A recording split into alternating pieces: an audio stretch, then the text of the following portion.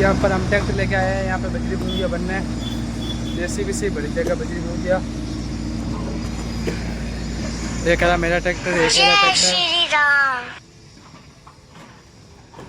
वो जेसीबी है और एक ट्रैक्टर वगैरह है।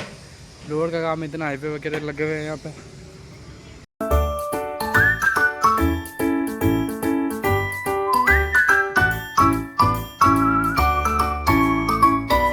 हेलो गाइस, यहाँ पे गटर का नाला जाम हो जाता है तो यहाँ पे गाड़ी आई है म्यूनसिपालिटी वालों की। ये अंदर प्रेशर मारेगा और उस तरफ पानी बाहर सारा बाहर निकल जाएगा। और जैसे भी डंपर भर रहा है उसके बाद में ट्रैक्टर भरी जाएगा। ये गाड़ी आई हुई है, प्रेशर मार रहे हैं। हेलो गाइस, फाइनली वो ट्रैक्टर भरी रहे हैं। सारे पत्थर ट्रैक्टर के अंदर डालेंगे।